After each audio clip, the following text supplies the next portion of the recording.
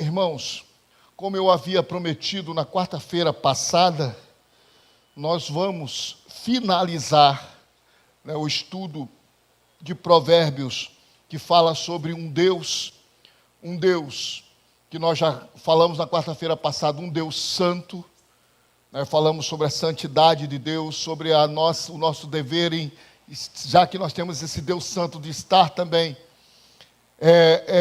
correspondendo, sendo a imagem e semelhança desse Deus santo.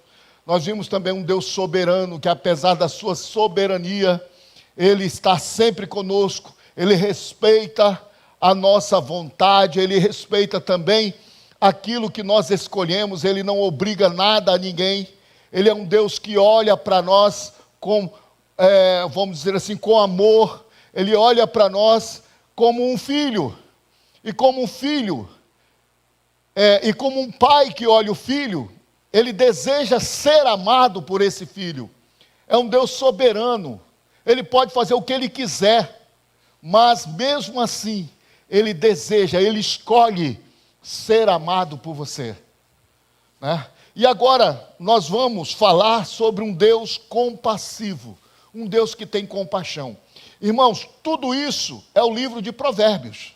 Nós estamos estudando Provérbios. Então nós pegamos em Provérbios aquilo que fala dessas três características de Deus.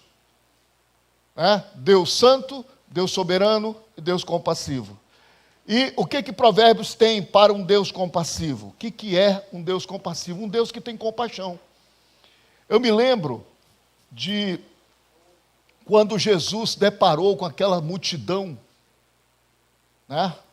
num dos milagres que ele fez, e ele teve compaixão daquela multidão, e ele notou que a multidão que o acompanhava estava assim, uma multidão de pessoas cansadas, pessoas abatidas pelo dia a dia, pessoas que tinham um coração assim, muito mastigado pela vida, um coração muito fustigado pelas as questões da vida. E naquele momento, aquela pessoa, Jesus olhou para aquela multidão e teve compaixão. É quando Jesus olha para a multidão e tem compaixão. A palavra de Deus exatamente diz assim, compaixão. Por que Jesus teve compaixão daquela multidão? Porque Jesus não olha somente aqueles que estão toda hora ali, aqui como eu venho todo dia na igreja. Não, Deus não olha assim. Quando Deus olha para nós, Ele olha de uma forma geral e Ele olha de uma forma pessoal. Deus olha para nós de uma forma geral e de uma forma pessoal. Como assim? Ele olha de uma forma geral, ou seja, um povo sofrido, uma estrutura sofrida. Ele olha para uma igreja e ele diz, eu quero abençoar essa igreja. Ele olha para uma igreja, por que ele olha de uma forma geral? Porque ele também vê nos irmãos e vê naquela comunidade uma certa união, um certo entrosamento. E aí ele vê aquilo como um todo. Ele vê como se fosse um corpo só, que é o corpo dele, o corpo de Cristo. Nós fazemos parte do corpo de Cristo. Quando Deus olha no geral, Ele também vê o sofrimento do geral. Às vezes nós estamos olhando para uma multidão de pessoas. Quando você vai em Gramacho, tem uma multidão de pessoas, que não é só uma, duas, três pessoas, é uma multidão de gente passando necessidade. E Deus olha para isso. Deus olha para essa multidão que está passando necessidade. Então Deus também provê os meios para tentar, de uma forma geral, abençoar essa comunidade, essas pessoas. Agora, Deus que está olhando de uma forma geral, Ele também olha no meio pessoal. Ele também vai lá dentro da multidão, onde tem vários tipos de gente, vários tipos de pessoa. A multidão, já falei para vocês que ela é composta de 3 camadas. A camada de fora, que é aqueles que vão no oba-oba. Que é o que vão no oba-oba é o quê? Aquele, meu amigo, vamos ter um negócio ali, vamos com a gente? Vamos. Ele vai por causa da amizade com o amigo dele. Não tem nenhum interesse naquilo que vai ser feito naquela reunião. Outra camada, que é a camada do meio, né, são aqueles que têm algum interesse. Tem o interesse de ouvir, tem o interesse de anotar. Vem aqui na igreja, vou anotar o estudo, vou vir assistir o estudo. Vem, assiste o estudo. Tudo bem. Mas aquilo é apenas uma assistência. Ele só assiste o estudo. Ele anota, ele coloca tudo, faz a presença dele, ele inclusive ouve o que está sendo falado, mas sai daqui do mesmo jeito que entrou. É a camada do meio.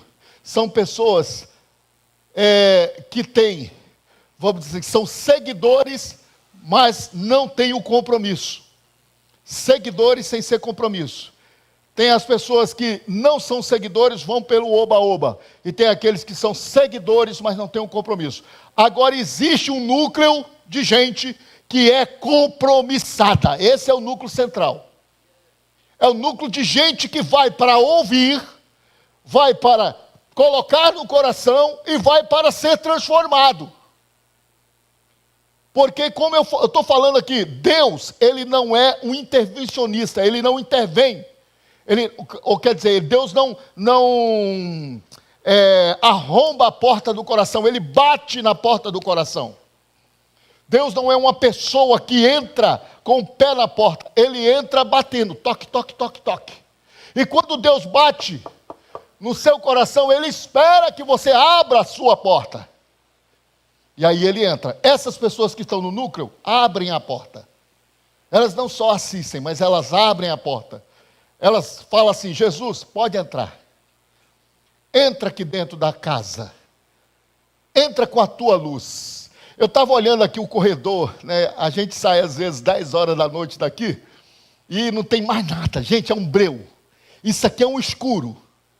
Aí, só que tem uma célula fotoelétrica que a medida é por presença, né? Quando você vai dando passo assim, ela vai acendendo. É uma mágica, né? Da tecnologia. Aí tu vai passando aqui e vai acendendo. Qualquer movimento vai acendendo a luz. Aí quando a gente está aqui, está andando no corredor, e a luz acende. Eu falei, Deus é a mesma coisa quando entra no coração da gente. Cada passo que Ele dá dentro do coração vai acendendo a luz. E tudo vai ficando claro. Aquilo que é trevas pura, tudo fica claro. E quando fica claro, Deus vai entrando no coração e ao mesmo tempo vai limpando aquilo que está errado. E vai te trazendo a um lugar perfeito de transformação. É o núcleo central que transforma. Jesus, quando olhou aquela multidão, ele olhou a multidão num geral. E ele disse aos discípulos, dá-lhe de comer. Dá-lhe de beber, dá-lhe de comer. Os discípulos falaram assim, Jesus, tu está doido. Como é que nós vamos fazer isso? São mais de 5 mil pessoas. Como é que dá, Jesus? Não dá, não. Aí Jesus olhou para eles, como se dizia assim, como é que tu fala para um que é Deus, que não dá para dar alimento a essas pessoas? E Jesus insistiu, dá-lhes de comer. Jesus, nós só temos aqui 5 pães e 2 peixinhos. 3 peixinhos. Obrigado. 5 pães e 3 peixinhos. Como é que faz? Me dá o que você tem. É isso que Deus quer dizer com isso. Me dá o que você tem. Você está me entendendo? Cara, dos seus 3 peixinhos, 2 peixinhos, 3, 2, sei lá, e os 5 pães, o que vai acontecer? Exatamente. É com Deus, cara. É com Deus, o que vai acontecer é com Ele. O que Deus quer de você é que você dê o que você tem. É por isso que nós falamos aqui em oferta, nós não falamos para você, não falamos em quantidade, em valor.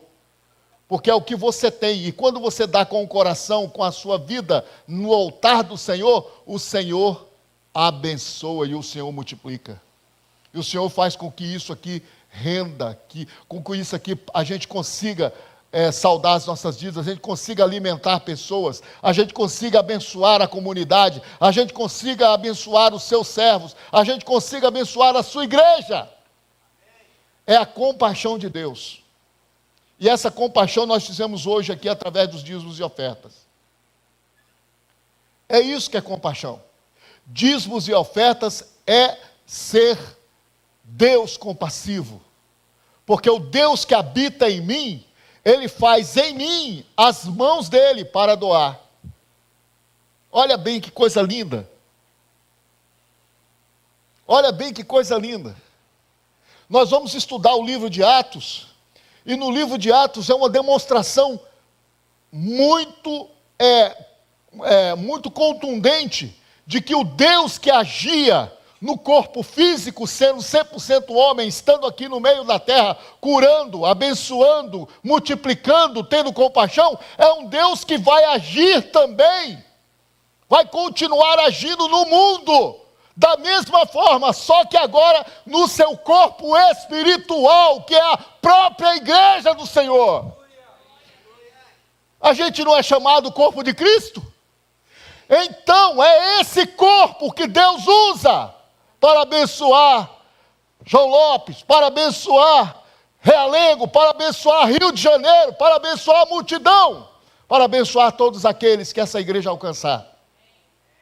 É o Deus compassivo, que quer te usar, que quer ser com você sócio nessa campanha de abençoar pessoas.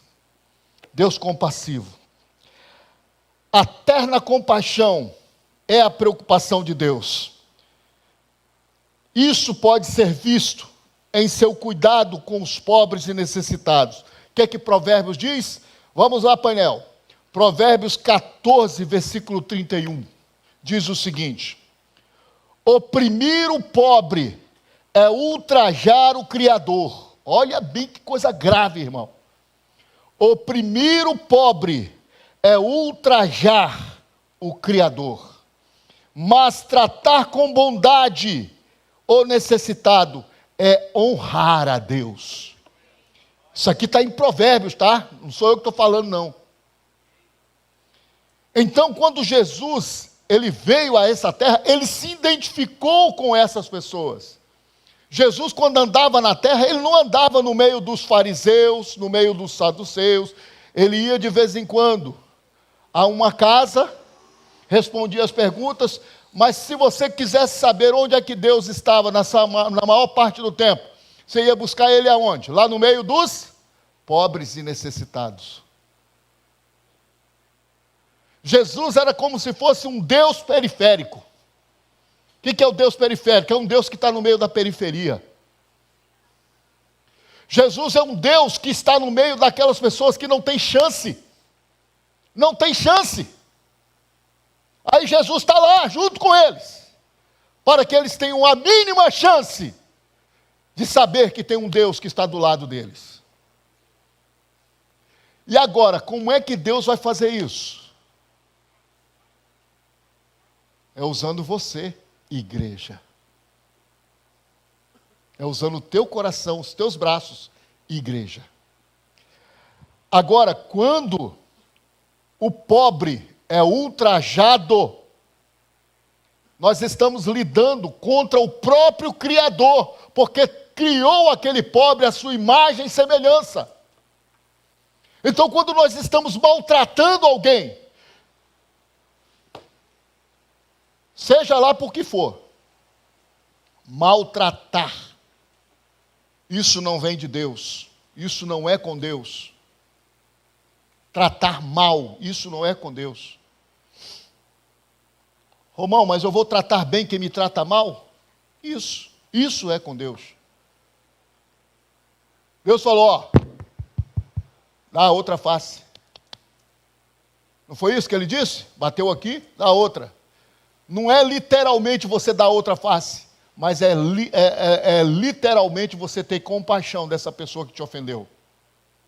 Eu estava uma vez no trânsito, minha linda aqui é testemunha. Estava no trânsito lá, e de repente, uma pessoa, entendeu, me xinga. Talvez eu tenha feito uma besteira mesmo. Tanto é que eu passei o tempo todo tentando alinhar o carro do lado dele, abrir o vidro para pedir desculpas para ele.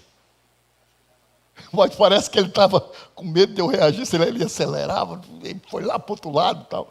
Mesmo assim, eu consegui abrir, lá do outro lado, eu falei, me perdoa, desculpa. Antigamente eu xingava. O cara me xingou, eu xingava do lado. Mas o Jesus que te traz para perto é o Jesus que quer uma transformação no seu coração, para que você represente realmente quem Ele é. Ai, Romão, então agora tem que tratar todo mundo bem? Não, meu irmão. Não é isso, não. Não estou dizendo que você tem que ser desculpa aqui o termo, um otário na vida. Não, não é isso, não. Não é isso, não. Eu não estou dizendo que você tem que ser isso na vida, não. Eu estou dizendo é que você, ao invés de usar sua ira para maltratar alguém, procure pensar duas vezes que aquela pessoa que você quer maltratar é criada à imagem e semelhança de Deus. Hoje em dia, a violência se sagrou como se fosse normal. Chegar ali, dar estilingada nos ônibus, ferindo alguém, jogando pedra. É como se fosse uma brincadeira maléfica, ou seja, exaltando o mal.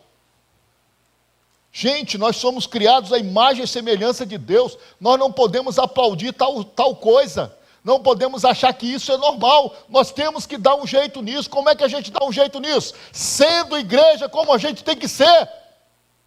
Não é só sendo igreja de banco, mas sendo igreja na realidade, e lá no seu trabalho, sendo transformador no seu trabalho, sendo agente de Deus no seu trabalho, sendo agente de Deus na sua escola, sendo agente de Deus onde quer que você esteja, você sendo agente de Deus. É o que eu digo, é uma multidão que está perto de Jesus. É uma multidão que está perto do Senhor. Deus compassivo. Quando Jesus veio à terra, se identificou com os pobres e rejeitados. Deus deseja demonstrar sua compaixão por eles, por meio do seu povo. Aqueles que prejudicam os necessitados entristecem o coração de Deus. Provérbios 22, versículo 22 e 23. Não explorem os pobres. Provérbios 22, versículo 22 e 23. Não explore os pobres por serem pobres, nem oprima os necessitados no tribunal, pois o Senhor será advogado deles, e despojará a vida os que os despojam. O Senhor é assim. O Senhor toma partido, sim. O Senhor tem lado. Jesus tem lado, sim. O lado dele é os rejeitados e necessitados. O lado de Jesus é a vítima. O lado de Jesus é a pessoa ultrajada. Não adianta a razão que você faça isso. Romão, eu estou certo. Aquela pessoa é uma pessoa assim, assim, assim. Por isso eu fui lá e maltratei aquela pessoa. Está errado, meu irmão. Porque na hora H, Jesus vai estar do lado dela para defendê-la da sua agressão. Eu falo agressão, eu não falo só agressão física não, irmão. Eu falo agressão aqui, ó. No seu dedinho. Na sua publicação. Por isso, eu digo a vocês, podem notar a minha rede. Eu não tenho publicação nenhuma. Eu não coloco nenhum tipo de, não reproduzo nenhum tipo de publicação. Às vezes eu pego alguma coisa da internet e coloco dentro do meu celular. Para quê? Para que eu possa meditar naquela palavra que eu achei linda e possa adquirir alguma coisa. Daí, se eu puder produzir alguma coisa de bom para as pessoas, eu produzo. Mas eu replicar coisas, inclusive notícias ruins, para maltratar outras pessoas, isso também é maltratar as pessoas. Isso também é massacrar aquelas necessitados. Uma pessoa que está, às vezes, até se suicida por causa de problemas com a internet. Eu estava vendo agora uma psicóloga falar que os pais têm que tomar todo o cuidado com seus adolescentes em tudo que ele faz na internet. Porque um adolescente de 14 anos matou a mãe, o pai e o irmãozinho de 3 anos. Como é que pode isso? Graças a um grupo de internet. Eu estava vendo isso, eu fiquei estarrecido com essa notícia. Falei, meu Deus do céu. É por isso que nós falamos aqui num dos estudos de Provérbios, que os pais não têm que delegar a educação dos seus filhos para ninguém. Eles têm que ter a responsabilidade de estar junto dos filhos, olhando tudo que seu filho faz. Não é porque você está tirando a liberdade dele, mas é porque você está construindo a liberdade futura dele. Amém? Por isso, Deus está do lado dos pobres. Deus está do lado da vítima. Deus está do lado dos necessitados. Quem fecha os ouvidos ao clamor dos pobres, também clamará e não terá resposta. A gente pode pecar, não é só porque a gente faz, não, mas pode pecar por omissão. Pode pecar por omissão. Uma certa vez eu estava olhando uma reportagem de alguém que tinha sido violentado, né, na estação do metrô. E aquela pessoa estava toda ensanguentada ali no chão. E o pessoal passando. Outro passou. E o cara estirado lá no chão. E agora? Estava lá. Aí eu lembrei daquele episódio do bom samaritano. O bom samaritano, ele estava passando ao largo e ele viu um pobre coitado que foi massacrado pelos assaltantes, estava lá quase morrendo. Ele parou, foi lá, levou o pobre coitado na hospedagem, pagou as despesas que a pessoa ia ter com ele para cuidar dele e disse, eu vou continuar a minha viagem, quando retornar eu pago se você tiver alguma despesa extra. Ou seja, teve compaixão. E naquele momento, eu estava olhando aquele moço no metrô, eu falei assim, gente, será que ninguém tem compaixão de ir lá naquela pessoa, só para ver o que ele está passando? Mas não teve. Não teve. Então a omissão que nós vemos no mundo hoje em dia é uma coisa terrível. Não vou nem me meter nessa história, não é comigo. Não é com a minha pessoa, deixa para lá. Irmãos, tem certas horas que é difícil. Você está perto de uma situação, você não sabe naquilo que você pode se comprometer, mas, cara, eu peço a Jesus que me dê graça para que eu não encontre um episódio desse, porque a minha tendência é sempre ir lá ajudar. Sabe por quê, irmão? Porque, às vezes, nós vamos nos encontrar em situações que você não sabe o que está ocorrendo. Mesmo assim, a gente não pode ficar inerte. Mesmo assim, a gente não pode ser omisso naquilo que nós temos que fazer. Nós somos pessoas que somos a imagem e semelhança de Deus. E quando você vê um pobre coitado deitado no chão, também é a imagem e semelhança de Deus. Você não pode ficar inerte a ver aquele sofrimento. Você não é um robô, você é um homem de Deus, uma mulher de Deus. Não é possível que o seu coração não se compunja a ouvir e a ver um sofrimento tal. É necessário que haja do seu coração um despertamento a ter compaixão, como o Deus que você serve, que é um Deus compassivo. É um Deus que tem compaixão do pobre e do necessitado, mas é um Deus também que Ele é escudo e Ele é refúgio para aqueles que necessitam de uma proteção. Por isso, é um Deus que está querendo de você a ação, está requerendo de você a não omissão, e é um Deus que está dizendo para você, eu estou pronto a ser também o teu refúgio, a tua torre forte. É um Deus que está sempre ao nosso lado, para nos ajudar e ajudar quem precisa. É um Deus que tem compaixão, mas oferece um abrigo. É um Deus que tem compaixão, mas Ele tem o que dar. É um Deus que tem compaixão, mas Ele não foge daquela pessoa, Ele está do lado daquela pessoa, para ser um Deus compassivo, para estar com aquela pessoa quando ela precisar. Esse é o nosso Deus. Provérbios 30, versículo 5. Cada palavra é comprovadamente pura. Ele é um escudo para quem nele se refugia.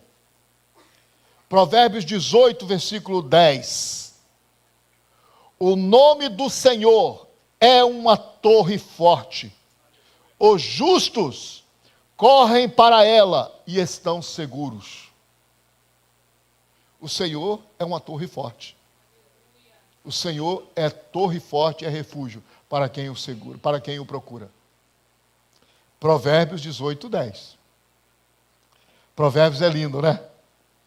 Um dos mistérios da compaixão de Deus é a orientação. Pois a correção de rumos é compaixão de Deus para com você. Deus está te vendo. Ele olha os seus passos, olha os seus caminhos. Tu acha que Deus vai ficar olhando você entrar numa estrada errada e vai ficar tranquilo deixando você entrar? Não. Deus também tem compaixão quando você começa a trilhar passos errados. E como é que Deus tem compaixão disso? É porque você o consultou antes de dar os passos, mas não o ouviu. Porque às vezes nós consultamos a Deus e falamos assim: Senhor, eu quero uma resposta tua para o emprego X, assim, assim, assado. Aí tu marca o dia, a hora e o momento que Deus tem que te responder. Se Deus não te responder naquele momento, já era. Aí Deus não me respondeu, eu vou tomar esse rumo aqui. Acabou. E pronto. E aí dá errado. Deus, Ele tem o tempo dele, Ele tem a maneira dele, ou seja, a forma dele agir, e Ele tem o jeito dele fazer as coisas. É tudo com Ele. Por isso nós falamos da soberania de Deus. A soberania de Deus não é uma imposição. A soberania de Deus é uma compaixão.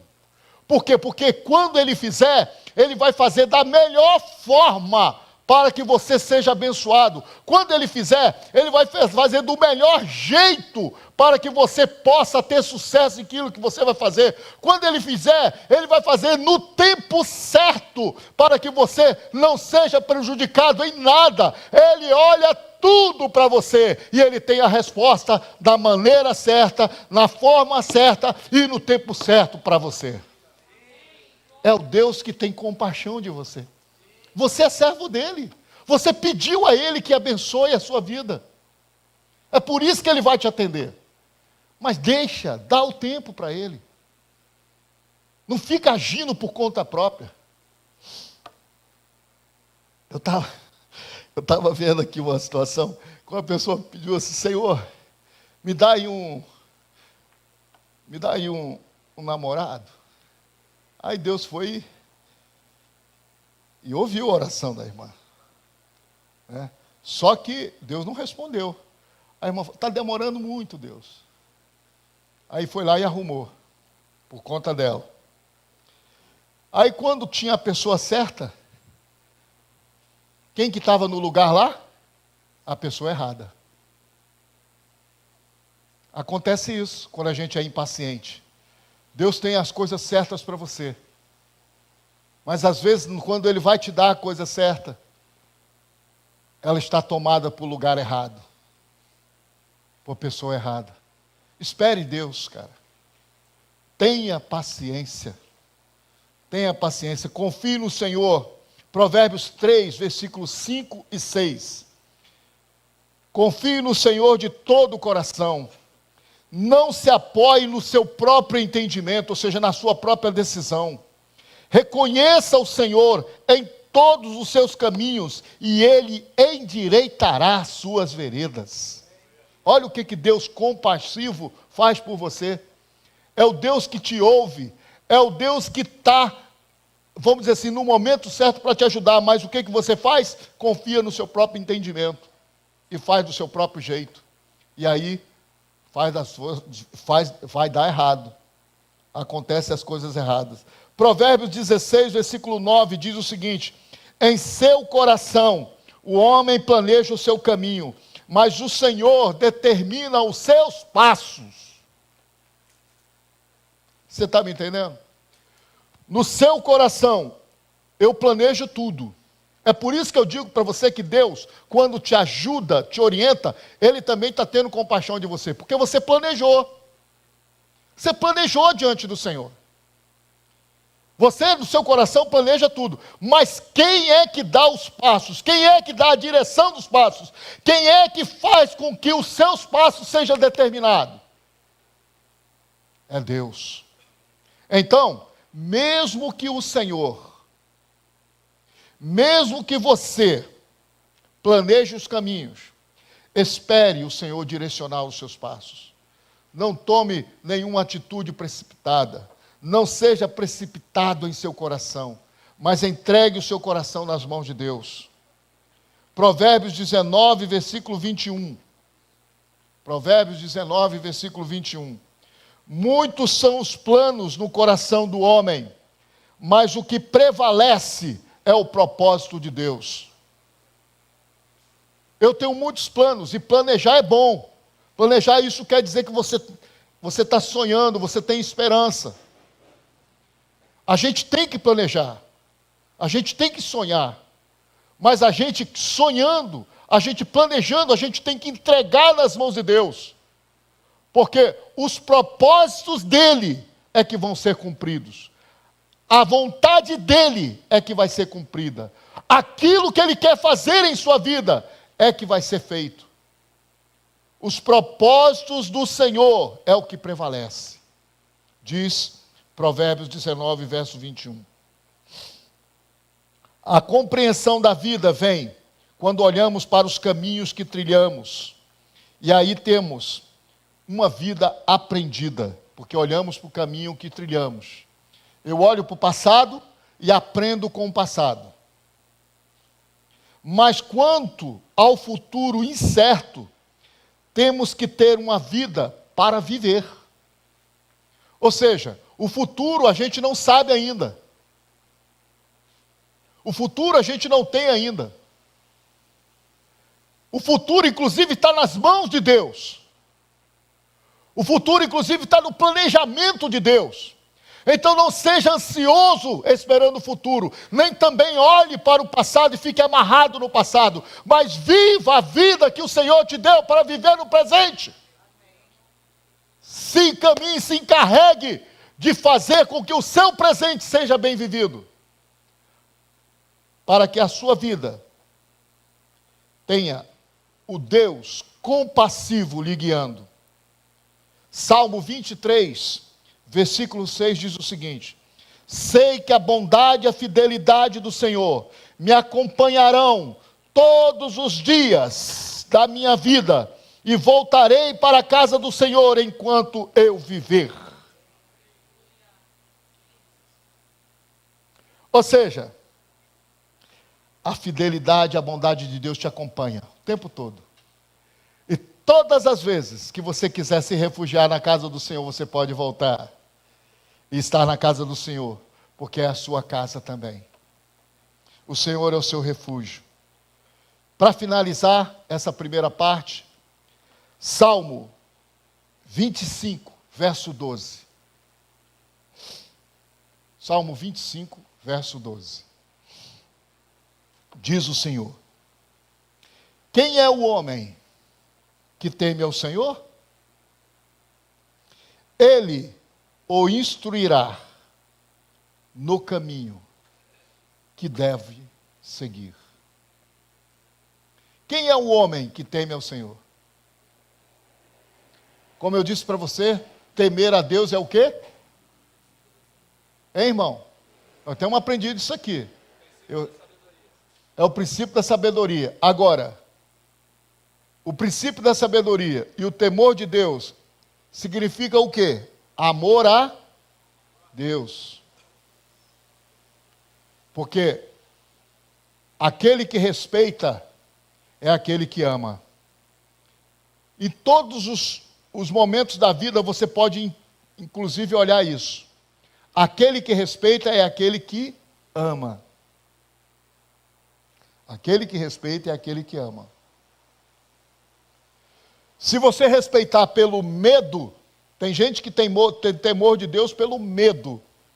A sua relação com Deus é uma relação de medo, não é uma relação de amor. Quem ama, lança fora todo o medo. Então, a relação que você tem que ter com Deus é uma relação de amor, e não de medo, de temor por medo, mas temor por amor, por respeitar porque ama. Eu respeito o meu pai porque eu amo o meu pai. Eu amo aquilo que ele fala comigo. Então eu respeito o meu pai. E eu temo ao meu pai. Porque eu o respeito, eu o amo. Eu temo os conselhos da minha esposa. Eu temo aquilo que eu possa fazer que prejudique o meu casamento. Porque eu amo a minha esposa, eu amo o meu cônjuge. Quando você desrespeita, você não tem medo de nada, dá errado, irmão. Dá ruim. Você não tem medo, você não respeita ninguém? Dá ruim. Ou melhor, você não tem temor, né? Não é medo, é temor. Não tem temor e não respeita ninguém, dá ruim. Eu não tenho que me esconder do meu cônjuge ou da minha casa por alguma coisa que eu tenha feito. Porque, inclusive, quando você se esconde, você deixa de ser transparente. E a palavra de Deus diz lá no modelo de casamento, lá em Gênesis, que os dois estavam nus e não se envergonhavam. O que quer dizer isso? Quer dizer transparentes, sem ter medo de se mostrar um ao outro. Eu sou esse aqui que você está me vendo. Eu não tenho medo de me mostrar para você, porque eu não tenho nada que desrespeite você, porque eu te amo. Pronto. Esse é o temor. Então, aquele que teme ao Senhor, que tem amor ao Senhor, fique certo, Deus vai te guiar. Amém? Agora, eu quero nesse momento agradecer a Deus por esse estudo de provérbios que nós fizemos. Sabe por quê, irmão? Aí você pensa assim, Romão, isso me abençoou muito. Eu vou te dizer o contrário, me abençoou, quem foi mais abençoado aí foi eu. Porque antes de falar com vocês, Deus falou comigo. Antes de corrigir qualquer coisa em vocês, Deus corrigiu comigo. Não pense que eu sou melhor do que você porque eu estou aqui falando. Eu sou igualzinho a vocês. Eu tenho problemas como todos vocês têm. Mas esse Deus que é Deus compassivo, que é um Deus soberano e um Deus santo, Ele tem usado a sua palavra para corrigir o meu coração, juntamente com o de vocês. E nós sermos um corpo, unidos, lavados e remidos no sangue de Jesus, representando o corpo de Cristo nesse lugar, nessa terra, nessa região. E é por isso que eu glorifico a esse Deus, por ter uma igreja tão amada como essa, glorificando o nome do Senhor através desses estudos. Ore comigo. Senhor, obrigado. Obrigado, Deus, por esses momentos que tivemos em Tuas mãos. E agora pedimos que tudo aquilo que nós aprendemos, Seu Deus, entre em nosso coração. Faça morada, Senhor, para que nós possamos guardar a Tua palavra, Senhor Deus. Para que nós possamos guardar o nosso coração e possamos andar conforme aquilo que Tu tens colocado em nossas vidas. Seu Deus, nós entregamos, Senhor Deus, agora também, Senhor, o novo estudo que virá. Tudo aquilo que vamos fazer para a honra e glória do Teu nome, Senhor. Tudo aquilo que vamos planejar, Deus, para louvar o Teu nome através do ensino e da Tua palavra. Esteja conosco, Senhor. Nos ajuda, nos prepara, nos dá instrução, nos dá, Seu Deus, entendimento. Clareia a nossa mente, clareia o nosso coração, para que nós possamos andar e continuar andando segundo a Tua vontade. Em nome de Jesus. Amém. Irmãos, como eu havia prometido a vocês, nós vamos ter aqui um estudo sobre Atos dos Apóstolos. Eu quero, antes de entrar no livro propriamente dito, dar para vocês um panorama do contexto que esse livro foi escrito, né? Ou seja, a narrativa de Atos, ela é tão apaixonante que, para quem ama a obra de Deus, que às vezes nós ficamos parados na narrativa, só esperando o bebê na narrativa, e não colocamos ela em nosso coração para fazer alguma coisa. É o que eu disse para vocês, nós não podemos só ouvir, nós temos que praticar o que ouvimos. Por isso eu peço a você que, além de trazer uma caneta, trazer também um caderno, trazer aí um livro e trazer a Bíblia, a palavra de Deus, também traga o seu coração, para que tudo que falarmos aqui seja colocado em seu coração e você pratique no dia a dia. Aqui é só o intervalo, o jogo é lá fora. Amém? Então vamos aqui. Primeiro nós vamos falar do autor. O autor desse livro é Lucas.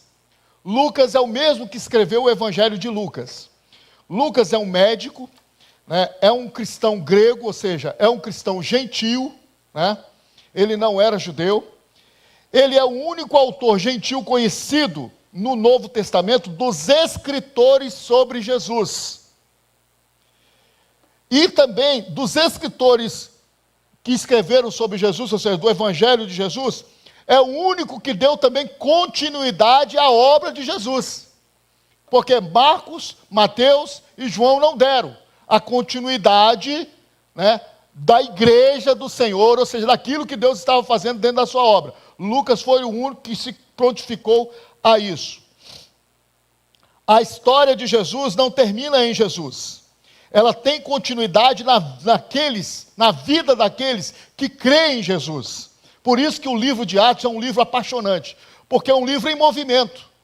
É um livro onde ele vai contando a história, Alexandre, e essa história vai entrando dentro da pessoa, e a pessoa fala assim: eu me identifico com essa igreja primitiva, eu me identifico com esse povo, eu quero fazer a mesma coisa que esse povo está fazendo. Por isso eu vou dizer para você, é algo empolgante. Quando eu estava lendo lá, eu falava assim: gente, eu não posso deixar de falar na quarta-feira sobre isso aqui.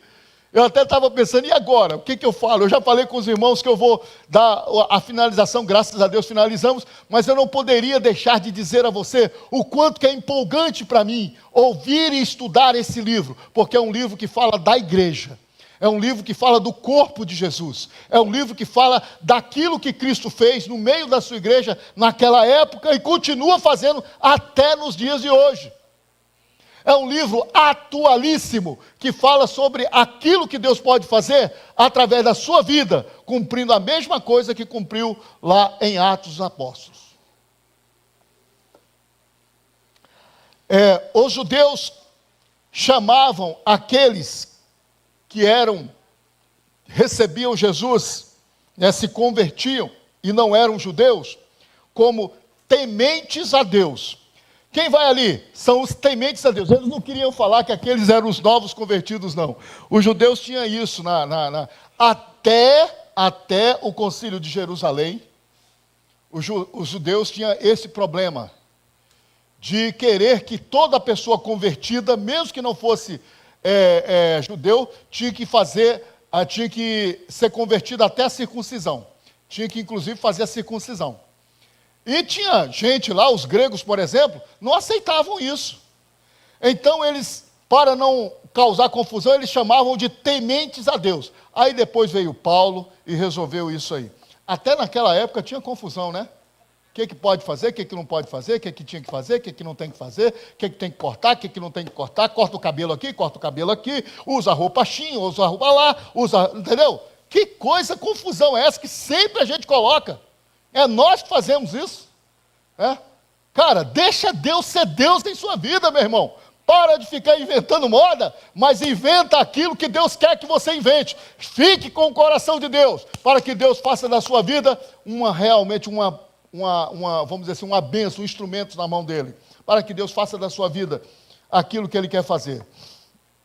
O contexto desse livro, ou seja, esse livro foi escrito nos anos 30 a 60.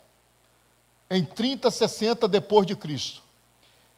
Aqui não está dando uma data específica, né, mas lá nos autores dos livros de teologia que a gente coloca lá, eles dizem assim, dos anos 30 aos anos 60 depois de Cristo, foi escrito, foi colocado esse livro. nessa época, 90% da população daquela época que ouvia as palavras desse livro era população rural. Mas um dos personagens mais emblemáticos desse livro, que foi Paulo, nós temos 3 viagens missionárias de Paulo registradas nesse livro, temos uma viagem missionária registrada de Pedro nesse livro, temos outras aparições.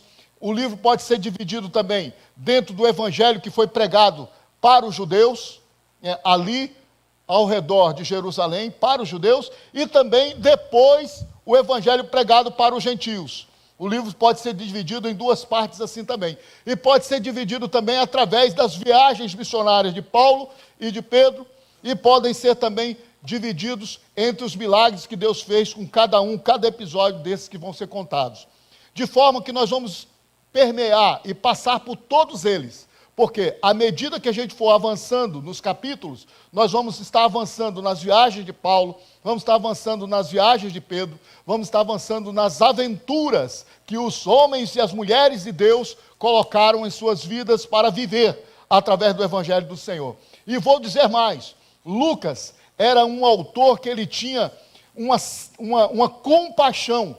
O autor, o teólogo está dizendo exatamente isso. Lucas tinha compaixão pelas mulheres.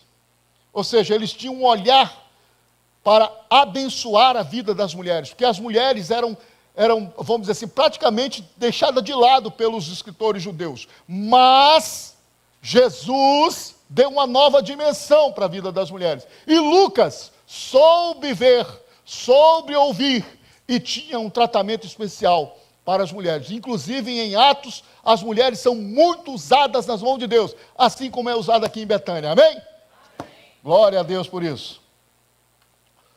O livro foi escrito... Paulo, que foi um dos homens mais, vamos dizer assim, mais proeminente desse livro, ele também, ele priorizou pregar não para a zona rural, mas para as vilas e as cidades. Ele priorizou a região urbana.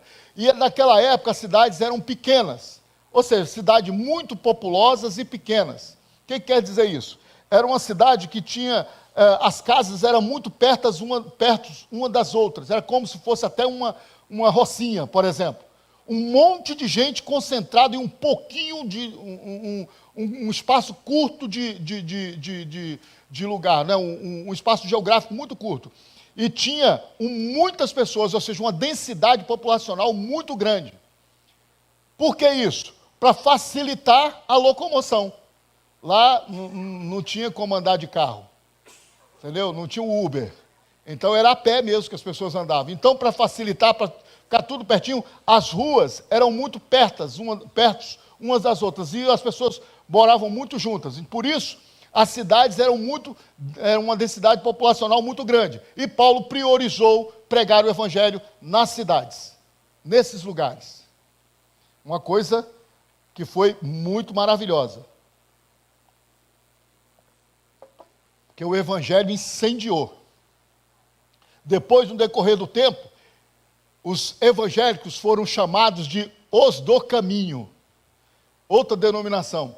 Lucas se simpatizou por os tementes a Deus. E em outra parte tem também os do caminho, né? Outro nome que davam ao povo de Deus. O povo de Israel, naquela época, ficava sob o jugo do Império Romano. O Império Romano era o império do governo atual daquela época. A língua que falavam mais proeminente, como, por exemplo, a língua mundial, uma língua que a gente vai dizer assim que entre vírgulas assim, mundial, é o inglês. Você, quando vai lá fora, às vezes as pessoas têm que aprender o inglês para falar lá na China. Ou na China não, no Japão, ou em qualquer lugar, porque o inglês é uma língua universal. Tá certo? Se tornou para nós, inclusive para o comércio, uma língua universal. Naquela época era o grego. E como nós tínhamos a nossa palavra, através da Septuaginta, as escrituras do Antigo Testamento, e também as cartas escritas no grego, então facilitava a linguagem e a leitura também da palavra. Jesus usou trechos da Septuaginta. Tá certo? E muitas palavras que foram escritas foram faladas também no grego. Então a linguagem também facilitava. E outra coisa que o Império Romano também facilitava é as estradas. O Império Romano ele tinha um interesse muito grande em construir os caminhos, as estradas. Por que isso? Porque isso facilitava o comércio. Isso ia de encontro à mobilidade. Inclusive ele guardava os caminhos, ele colocava patrulhas para guardar os caminhos. Ou seja, os missionários podiam andar à vontade e pregar o Evangelho. Então foi uma das facilidades que Paulo encontrou para difundir o Evangelho do Senhor Jesus Cristo. Né? Então nós estamos dando aí para vocês o contexto que foi escrito esse livro de Atos. E agora eu quero só iniciar aqui o capítulo 1. Tá certo? Nós já são ali 9h31. Eu vou passar 3 minutos só para a gente ler alguns trechos do capítulo 1 que eu vou falar na semana que vem. Semana que vem nós vamos praticamente já entrar no capítulo 1 direto. Já demos o contexto daquilo que é o livro de Atos, como foi escrito e para quem foi escrito, onde foi escrito, né? Com quem foi escrito, quem escreveu. E agora nós vamos dar um spoiler aqui daquilo que o livro de Atos, para que o livro de Atos foi escrito. Muito bem. O livro de Atos é um livro que fala da expansão da igreja. É um livro que fala daquilo que Deus fez com o corpo que ele denominou o seu corpo, o corpo de Cristo, para expandir o Evangelho, para pregar o Evangelho. Tanto é que ele deu esse recado, a Vandinha deu aqui na pregação de domingo, o versículo-chave, o versículo que permeia todo esse objetivo do livro de Atos, que é o versículo 8 do capítulo 1, que diz o seguinte: mas receberão poder quando o Espírito Santo descer sobre vocês, e serão minhas testemunhas em Jerusalém e toda a Judéia e Samaria e até os confins da terra. Ou seja, Deus já estava dizendo, em alto e bom som, o Evangelho não ficará situado somente no Estado de Israel. O Evangelho vai ter que expandir até os confins da terra. Se preparem, porque Jesus não será objeto específico do povo de Israel, mas agora vai expandir, mas agora vai explodir, mas agora vai ser evangelho do mundo inteiro. E para isso Deus usou quem? O seu corpo. Uai, Romão, mas nessas alturas aí Jesus não já foi ressuscitado? Como é que fica aí? Como é que é essa situação? Jesus, ele foi ressuscitado. Ele deixou então de estar presente fisicamente com o corpo físico. Mas agora Jesus estava usando o outro corpo dele. Qual é o outro corpo dele, irmão? A igreja do Senhor Jesus. Então você faz parte desse corpo de Jesus, que foi usado, que é usado, que vai ser usado nas mãos de Deus para divulgar o Evangelho, assim como está escrito aqui no capítulo 1, versículo 8 de Lucas, ou de Atos. Tá certo? Que Deus lhe abençoe demais. Nós vamos, quarta-feira que vem, iniciar esse estudo maravilhoso. Olha aqui, irmão. É muita coisa boa que nós temos para aprender. Vocês já tragam ali o caderno, tragam aí a anotação para estar conosco, compartilhar conosco, visitar conosco, ser conosco, essa igreja e esse corpo de Jesus que vai divulgar esse evangelho para a honra e glória do Senhor. Atos dos Apóstolos. Nós vamos ver semana que vem, em nome de Jesus. Fiquem com Deus. Vamos cantar.